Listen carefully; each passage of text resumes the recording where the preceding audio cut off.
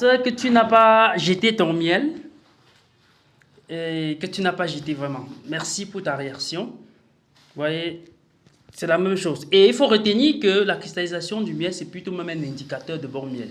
Faites des recherches, tapez au net, c'est quoi la cristallisation. Vous aurez d'autres informations même supplémentaires. Et vous allez comprendre que vous avez entre vos mains un meilleur miel.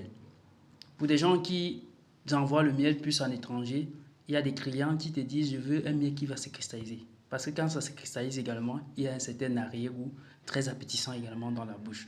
Et plus le temps passe, ce miel se cristallise davantage et devient même dur. En Égypte, on a trouvé des pots de miel que nos anciens parents ont laissés il y a plus de 1000 ans, cristallisés, durs comme du caillou. Donc, votre miel est un miel de qualité. Consommez-le sans aucune crainte. Voilà pourquoi je laisse toujours les ouvertures. Je mets dans les boucas pour permettre que si ton miel se cristallise, que tu prennes avec la cuillère telle que tu as vu. Donc ça ne pose aucun souci. Ça ne change rien dans la composition de votre miel. C'est juste un changement en état.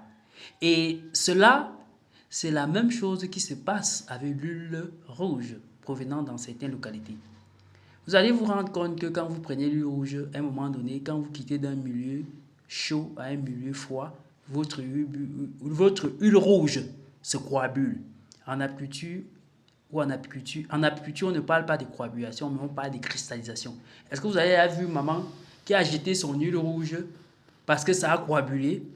Chez nous, c'est aussi un indicateur de bonne huile. Donc, c'est la même chose. Aucun problème. Et tout ça dépend aussi de la zone auquel on a récolté du miel. Donc, il y a des miels qui se cristallisent très vite que les autres. Il y a les autres qui partent lentement. Mais toutes les miels finissent par se cristalliser. Donc, vous pouvez recevoir 2 vagues de miel et l'autre se cristallise avant l'autre. Et tout dépend également aussi de la température de conservation. Quelqu'un qui a son miel à l'ouest, il fait très froid à l'ouest, va vite se cristalliser.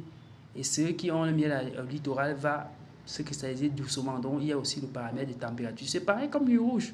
Quelqu'un qui a l'huile rouge à Douala, ça se coagule difficilement que celui qui a l'huile rouge à Tchang. Donc, vous voyez, je suis à Tchang, dans le bureau, vous voyez, le miel se cristallise très vite parce qu'il fait froid. Donc, merci. Je pense que cet échange vous a permis d'apprendre quelque chose en apiculture et à bientôt.